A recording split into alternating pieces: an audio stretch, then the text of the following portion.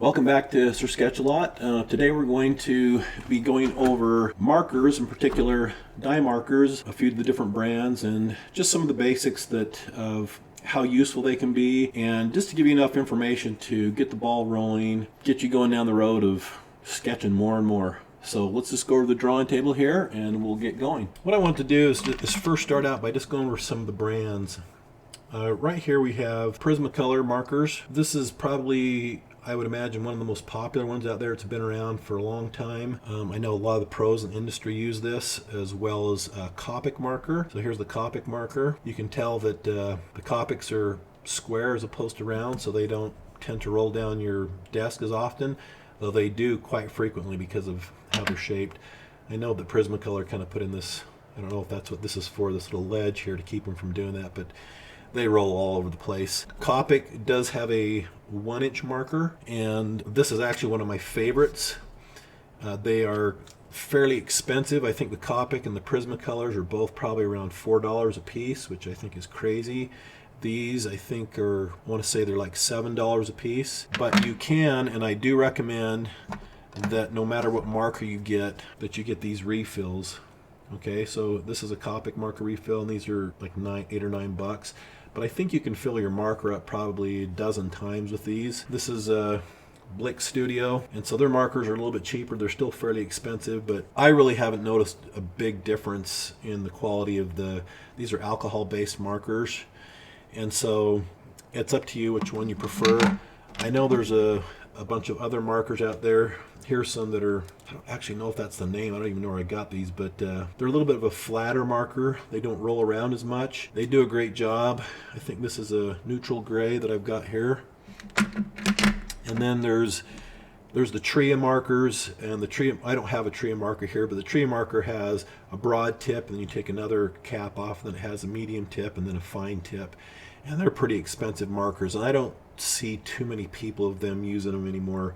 This marker here is a Chartpak marker, you know, something like that you would use on a poster or something. I would not recommend these for really any type of drawing. Like if you're going to be doing a poster or something, that's one thing, but these have a very strong smell, and you would want to be in an open area, because me just making both of those marks is pretty overwhelming with the whatever they're using here. I don't know what type of alcohol it is, and then there's just kind of these crappy pens you can go buy at Dollar Tree for just that are pure black. They don't have the different gradations, but these actually work surprisingly well, and I use them in conjunction with a Sharpie.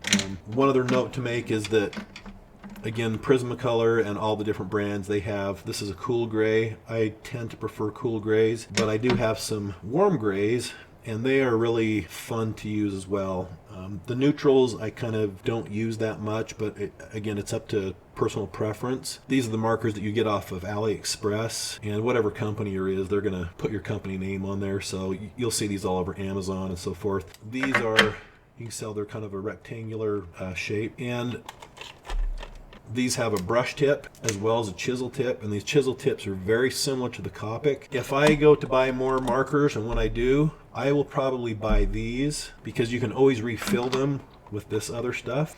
These are just dirt cheap. They're dirt cheap off of Amazon, but if you go to AliExpress or one of these other places, I really just don't see any reason to go down the road of buying Prismacolor and Copic. I think they're just very overpriced. I personally don't do really finished works with markers, simply for the reason that they are not light fast. In other words, if you are going to be displaying them under lights in the sunlight, they're going to fade rather quickly, unless, you know, they've changed the formula, which I don't think they have. Let me just go through a few quick examples of how I like to use them. Again, I rarely even go this detailed with a marker. This was just kind of for fun, so this one I think I've only gone up to an 8, and I started with a 2. You can see just how light it really is, and so I'll just do a light drawing. I don't do any pencil type of drawings under these. They're great just for training yourself to be more exact. That's why I like to use markers a lot of times. But here's one that goes to an 8. Here's another one that's, I think I just used a 2, and I think maybe up to a 5. Maybe a 6 even, but I'm pretty sure that's as a 5, so there's not a lot of dynamic range, you know, from light to to dark. But generally, I don't even go that far. These are primarily sketching tools for me. Here's a few examples of just really quick, concepts, just fun stuff that I was doing.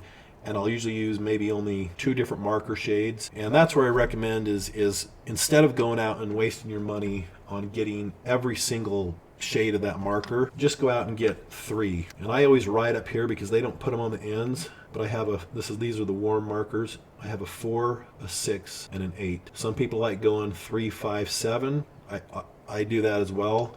It just depends on what I have available. And so I use 3, 5, 7 or 4, 5, 8 because when you come back, it'll build up on itself a little bit, so you don't really need those intermediary markers. So I'll take this sometimes, and I will push a little bit further on a toned paper here, and I just use a black pen to outline stuff afterwards, but I just use the tone of the paper as a middle grade tone, obviously. And then you just use some whiteout or whatnot. This is gouache, this blue. I just use this to kind of pre-visualize, if this design is working, do I like it? But most of the time it's just to have fun. A couple more examples of here. You can barely see the marker, but I'll just lay this out really quick because I like seeing the gesture lines. And then I'll just go in there and I'll kind of do a quick drawing over it.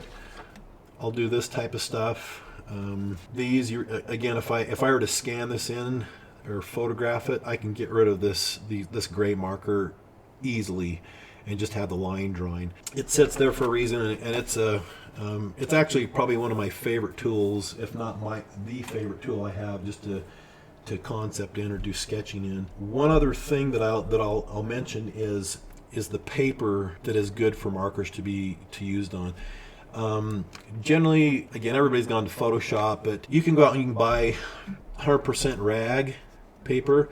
It's very expensive, and it's almost like tracing paper. You can see right through it because it allows you to put pastels and different colors on the back. They're going to show through to that concept, and some people like that.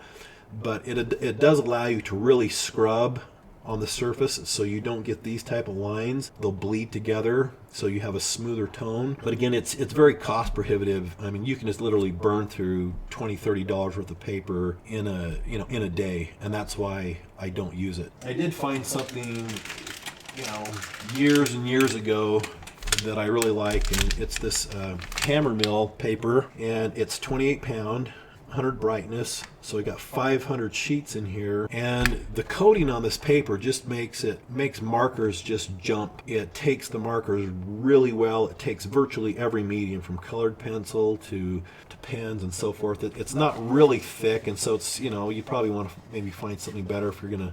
Highly recommend this. I think I took one of these pads here, and I made, I think it was 6 of these sketchbooks. Just went down to Alpha Graphics or I don't know, whatever you got in your town. Just had them bound together, cut and bound. Great sketchbooks. I'll kind of go this route. I'll do the whole pad of paper, and I think in this instance I had my brother had an old Return of the Jedi LP. It's all beat up, and so I just had it chopped down, and I use it as the front back cover. It's a sketchbook. Again, this is kind of where I use the markers the most, just to rough out ideas, play with value a little bit, and there we go. That's a quick introduction to markers. Let's see if I have some of these that are actually going to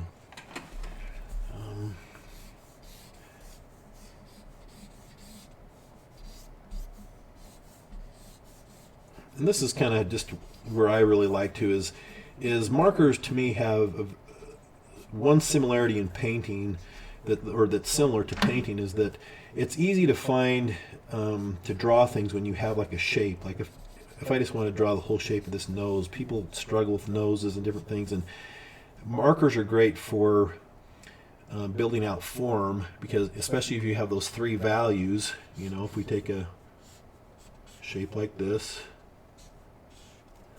Let's do this here. We've got those 3 values that will allow that. This is a 6.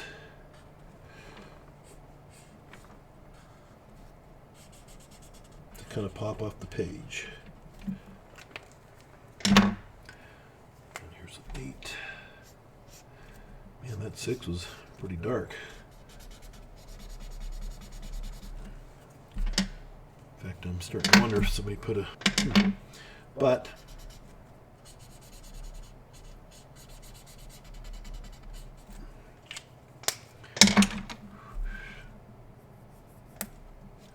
But you can see this, the form. You get a form jumping off that page. I think actually I do have one of these markers mixed up. But that being said, I just love sketching with these and seeing what it is I can come up with, you know, because again, it's like, you know, looking at clouds in the sky. Sometimes as you scribble and you kind of do these really quick sketches,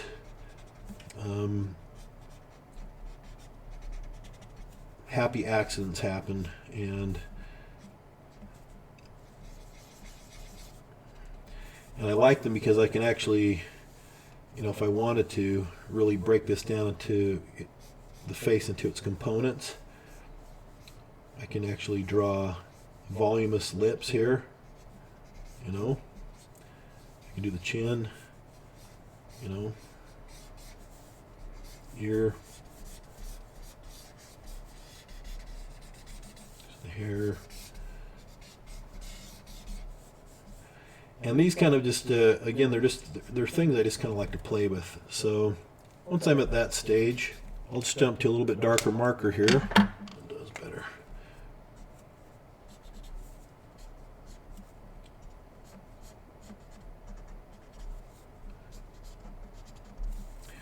And I just start darkening where, finding key points, shadow accents in this case.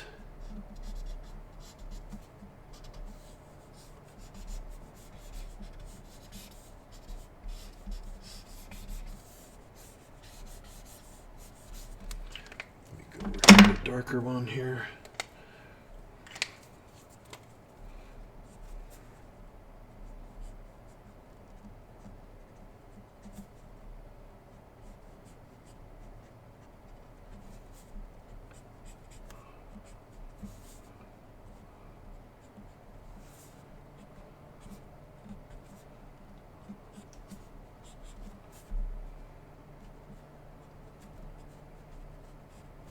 And right now I'm just kind of, again, I'm really not trying to be really too exact. I'm just trying to get maybe it's the placement of some of these things down real quick here, you know, just some big shapes.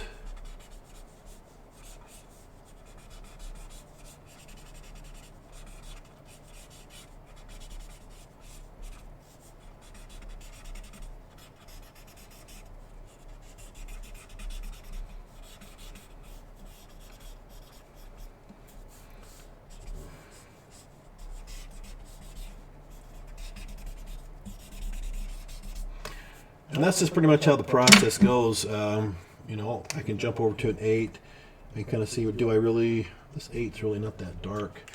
Even the black, when you get to Prismacolors, is really not what I consider like a pure black. It's not like an India ink or something like that. But and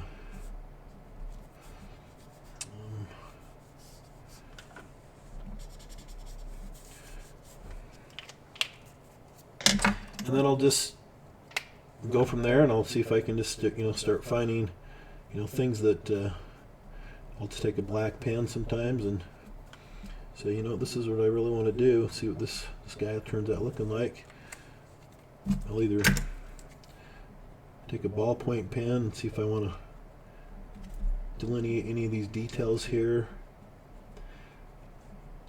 And again, the beauty of this this medium here is, let me grab one of these 4s again, is I can build this up and I can still build. I used a 4 to do this,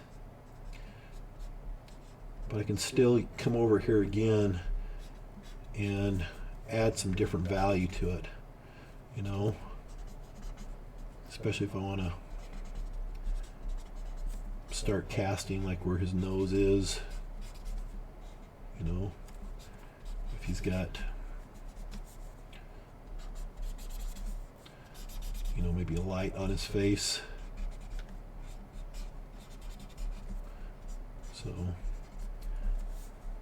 And this is kind of where I really kind of enjoy this, and just kind of seeing what will come out. And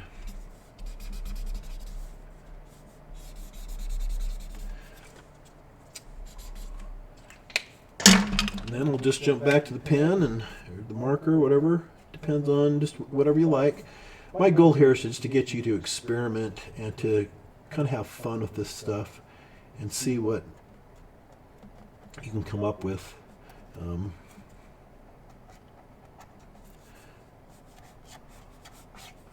So that is what I'm doing, and I really do have a ball making these type of things, and I'll come up with some pretty crazy creatures and what have you, and that's pretty much just kind of it. Didn't want to go too far into detail with all this type of stuff, but there you go. I appreciate you spending some time with me, kind of going over this. If you found anything helpful in here, I'd appreciate it if you'd give me a thumbs up and subscribe to the channel. Hopefully we'll do another video soon that will be a little bit further in depth, and we can go from there and have fun. So thanks again for joining me, and we will see you later.